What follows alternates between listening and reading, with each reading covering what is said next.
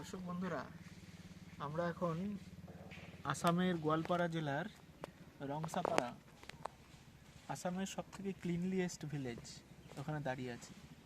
দেখুন ভিলেজটা কত সুন্দর এবং কত ওয়েল ডেকোরেটেড। এই যে সামনেই দেখা যাচ্ছে, এটি একটি চার্চ, এই গ্রামের একটি ছোট্ট চার্চ।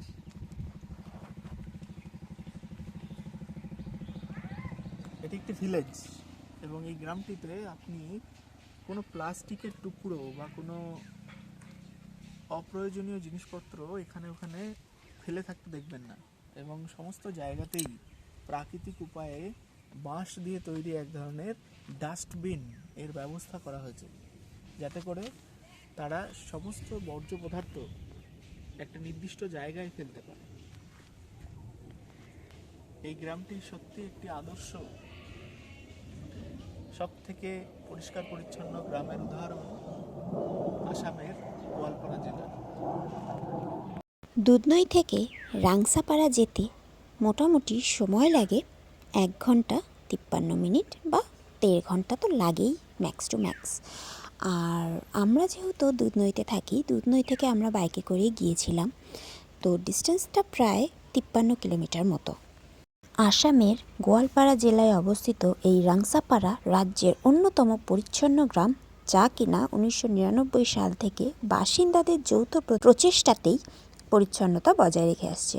মূলত এখানে খ্রিস্টান গারো সম্প্রদায়যুক্ত কিছু মানুষজন বসবাস করেন। পরিচ্ছন্নতার জন্য বিখ্যাত হওয়ায় এখানে প্রচুর পর্যটকরা আসেন এবং ট্যুরিস্ট প্লেস হিসেবেও এটা কিন্তু অত্যন্ত বিখ্যাত। 2017 সালের 8ই ফেব্রুয়ারি থেকে আসামের এই রাংসাপাড়া ভিলেজকে the cleanest village in Assam হিসেবে রেকগনাইজ করা হয়েছে। এমনকি এর জন্য এই গ্রামকে 5 লাখ টাকার একটা বড় ক্যাশ প্রাইজও দেওয়া হয়েছিল। এখানে যানবাহন খুব একটা চলাচল করে না, এমনকি এডুকেশন সিস্টেমও খুব একটা উন্নত নয়। এখানে 2টো স্কুল আছে।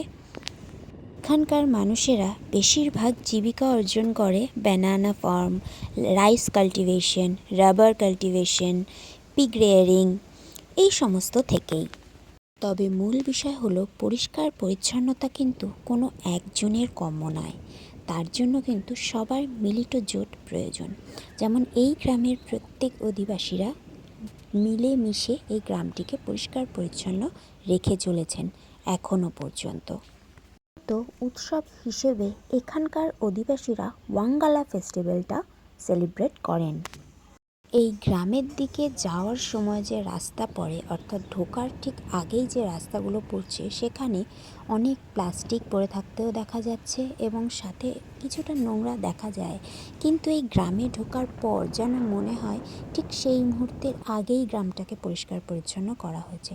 সত্যি ভীষণ পরিষ্কার এবং প্রাকৃতিক সৌন্দর্যে মণ্ডিত এই গ্রাম। আমাদের এই ভিডিওটি ভালো লেগে থাকলে অবশ্যই একটা লাইক আর কমেন্ট করে যাবে এবং সাথে সাবস্ক্রিপশন বাটনে ক্লিক করে যাবে যদি তুমি আমাদের চ্যানেলে নতুন হয়ে থাকো। Thank you so much.